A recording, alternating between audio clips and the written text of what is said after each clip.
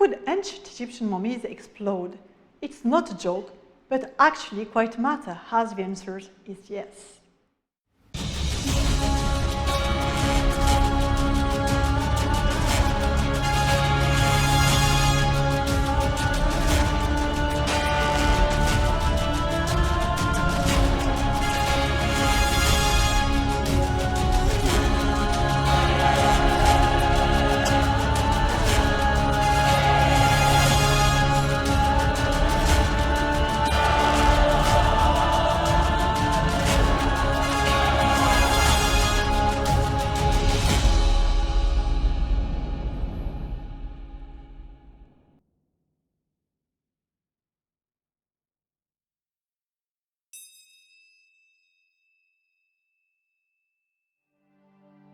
In hot countries like Egypt, the dead are quickly buried for two reasons.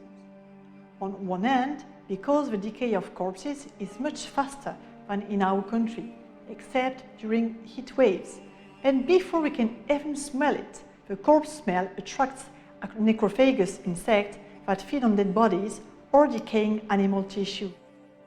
On the other hand, when the corpse starts to decay, bacteria that are commonly present in the body proliferate.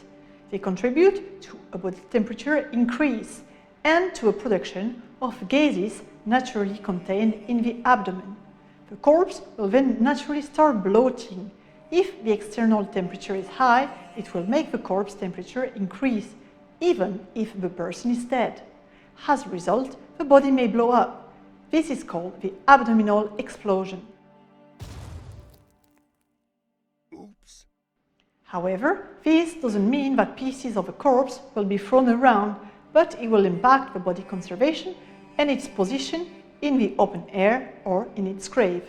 If it's the case, like on this picture of mummified male foot I found in archaeological excavations, the dismembering is the result of grave robbers' actions who have carelessly manipulated and removed the mummy from its coffin and violently taken the bandages off, searching for amulets or jewelry made in precious metal or gemstones.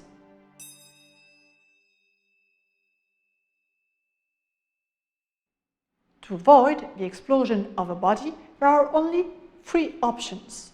Option A, the dead body is buried in open ground, and as the body is surrounded by earth, it doesn't have any space to bloat and then to explode. Option B, the body is pressed and compressed into textiles. Ancient Egyptians had well understood this. It's the reason why they have very early wrapped bodies in animal skins and later in linen. Moreover, an extract of an Egyptian papyrus named The Ritual of Embalming clearly explained this. He, meaning the god of mummification Anubis, will keep your bones in their shape thanks to the bandages. He will keep all your flesh together thanks to the linen bandages. Option C, the bodies are eviscerated, meaning an incision was made in the lower abdomen in order to take the organs that will be attacked by the bacteria out of the body. Without any viscera, bacteria can no longer proliferate, and the body cannot therefore blow up.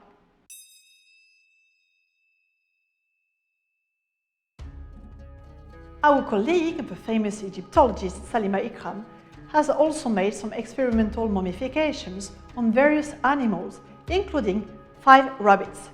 2 of them exploded. The first one was not eviscerated but only covered with natron, a salt-like substance which was used by embalmers to dry bodies out. The second one has not been eviscerated, but its abdomen has been bored in order to allow putrefactive gases to come out of the body and avoid its bloating. In both cases, the tests were not conclusive, as they literally exploded within 48 hours. The remaining 3 rabbits, from which organs were taken out, were dried out using natron within 20 to 35 days. Their mummies were anointed with various ointments and fragrances. They were then wrapped into bandages like in ancient Egypt. 5 years later, their condition was stable and they smelled like ancient mummies.